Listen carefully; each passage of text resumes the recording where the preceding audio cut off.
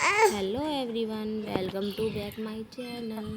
अभी हम अपनी मिट्टी बना कर रेडी कर रहे हैं और मिट्टी तैयार करते हैं। मैं आपको प्रॉपर डिटेल बता देना चाहती हूँ कि ये जो हम मूर्ति बना रहे हैं, माता रानी के नवरात्रि आने वाले हैं और शरद पक्ष चल रहे हैं, तो हम मूर्ति बना के तैयार करेंगे ताकि जब तक नवरात्रि लगे वो सूख जाए। उसमें अच्छा सा हम कलर एक दिन पहले ही करते हैं, नवरात्रों से पहले। और अगर आपको वो वीडियो भी देखनी हो कलरिंग वाली, तो आप मेरे चैनल को लाइक सब्सक्राइब ज़रूर कर लेना। और ये हमारी जो वीडियो हम बना रहे हैं, हम घर के सबसे बाहर वाले एंगल से बना रहे हैं। दोस्तों, आप सभी को तो पता ही है, मेरे 3 बच्चे हैं। अब फर्स्ट बेबी तो मेरी 3 साल की है और दूसरे बच्चे हमारे ट्विंस हैं। तो जब वे सो रहे हैं तो मेरे पास इतना टाइम नहीं है कि मैं आराम से बहुत ही अच्छी तरीके से मूर्ति बना सकूं। जितनी अच्छी मूर्ति बनने की मैं कोशिश करूँगी, जितनी बन पाएगी, मैं पूरी अच्छी से कोशिश करूँगी कि अच्छे से अच्छी बन पाए। और चलो हम मूर्ति बनानी शुरू करते हैं। अगर आपको मूर्ति अच्छी लगे तो लाइक सब्सक्राइब ज़रूर करिए। और मैं ये चाहती हूँ, मेरी आपसे बहुत ज़्यादा रिक्वेस्ट है, अगर आप ये वीडियो देख रहे हैं, कि आप भी पीओपी की मूर्तियाँ ना लेकर अपने देवी देवताओं का अपमान ना करें। अगर आप नवरात्रों में अपने घर की हाथों से बनी मिट्टी से मूर्ति बना सको, ये फिर आप देख सकते हो, बहुत ईजी है। अगर आप बनाने बैठोगे तो बन ही जाएगी। और आपको अगर बाहर से ना लेनी पड़े तो बहुत अच्छी बात है कि आप घर पे ही बनाओ। और नहीं बना सकते तो आप बाहर से भी लेके आ सकते हो, लेकिन आप मिट्टी की मूर्ति परचेज करो, ताकि पता है क्या, जब वो सिलाते हैं ना, तो वो इको फ्रेंडली होती है मिट्टी की मूर्ति, तो वो पानी में ना जल्दी से घुल जाती है। लेकिन जो पीओपी की होती है उससे पता क्या दिक्कत होती है, वो ना तो घुल पाती है, वो ऐसी की ऐसी ही रहती है। और फिर पता सभी राह चलते पानी में तो सभी हाथ पैर धोते हैं, तो वो पता बहुत ही गंदा इफेक्ट देती है पर्यावरण में। अगर इफ़ेक्ट का मतलब ये नहीं है कि हम अपने देवी देवताओं का अपमान खुद ही कर रहे हैं। अगर पुरानी प्रथाओं से, जहाँ तक मतलब मेरी दादी अम्मा, मैं, नानी और हमारे पूर्व मतलब जितने भी पूर्वज रहे हैं, सब हाथों से ही मूर्ति बनाया करते थे। आप किसी से भी अपने घर में, अगर तुम्हारी दादी है या और कोई बड़ा है या बहुत बुजुर्ग है, तो आप उससे भी कन्फ्यूज कर सकते हैं कि पहले जो बूढ़े बुजुर्ग होते थे ना, सब मिट्टी से खुद ही अपने घर पे झांझी बनाते थे। और अब जबकि तो क्या ही होड़ होगी, जब तो इतनी सारी बनाते थे, मतलब कनागत स्टार्ट होते ही तुरंत ही मिट्टी लेके आते थे, टोकरे भर भर के बुग्गियों में। और जितनी बड़ी झांझी, पूरे गांव में ऐसा कंपटीशन होता था कि किसकी कितनी बड़ी झांझी होगी। झांझी का मतलब ये नहीं देवी बड़ी होगी, नहीं, उसमें और भी सब चीज़ें बनती थी। वो मैं आपको नेक्स्ट वीडियो में बताऊंगी क्या क्या वीडियो मतलब बनती थी। और पूरी पूरी की पूरी, अब तो घर वाले खैर टाइल वाइल लग गई है सबके घर में, तो कोई भी मतलब नहीं चाहेगा कि हमारी टाइल ख़राब हो या पेंटिंग।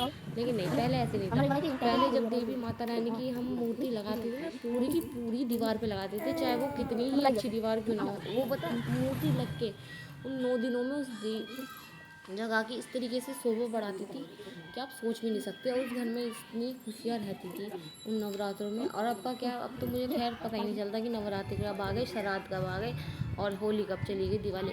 पहले की तो बात ही अलग थी। और गाँवों में पता है इन सब चीज़ों को कितना इंपॉर्टेंट देते हैं, आपको पता भी नहीं है। जहाँ कोई चीज़ मतलब कोई भी त्यौहार आता है तो सब ऐसे एकजुट होकर उसकी प्रिपरेशन करने लग जाते हैं। और अब शहरों का, यहाँ तक कि अब तो गाँवों में भी, कुछ कुछ गाँवों में भी ऐसे हो गए हैं, पता है कैसे हो गए हैं, कि अगर कोई त्यौहार है ना, तो किसी को कोई मतलब ही नहीं है किसी के घर से, कोई मतलब नहीं है किसी के घर में, किसी को भी नहीं जाना है। ऐसे रहते कि कौन, साइड वाले घर के पड़ोस में भी उन्हें पता ही नहीं होता कौन रहता है। और खासकर शहरों में किसी गली में निकल जाओ ना, तो ऐसा लगता है सन्नाटा, यहाँ कौन रहता है। यहाँ कोई कुत्ता भी अगर किसी के पीछे भग ले ना, तो कोई बाहर निकल के ना देखे पहले किसी पिछड़े। और हाँ, गाँव में पहले जो बात थी वो ये थी कि अगर कुत्ता किसी के गए तो कुत्ता ही नहीं बचने वाला, मतलब सब एकजुट हो गए, इसी तरीके से रहते थे। और जैसे मेरी मम्मी बताते हैं ना हमें, कि पहले ऐसा था कि अब तो सीधा मेहमान आया सीधा घर के अंदर घुस गया, लेकिन पहले ऐसे नहीं था। पहले ना घेर होते थे, घर भी और घेर भी। और घर का अलग काम होता था, घर में केवल वही आदमी जाता है जिसका घर होता है। लेकिन घेर का पता क्या काम होता था, घेर का ये होता है कि जैसे कोई भी मेहमान आया तो वो पहले वहीं बैठेगा घेर में बैठेगा वो घर में। फिर उसके घर पे बताया जाएगा, किसी छोटे बच्चों को भेजा जाएगी कि तुम्हारे घर में मेहमान आ गए। वो तब भी घर नहीं जाएगा, उसके बाद उसके घर के जो है ना मेंबर्स आएंगे उसके लिए नाश्ता पानी लेके। नाश्ते में तुम्हें पता क्या, अब तो सब 70 तरह की नमकीन बिस्कुट चल गए हैं, लेकिन नहीं, पहले ये सब चीज़ें नहीं होती थी।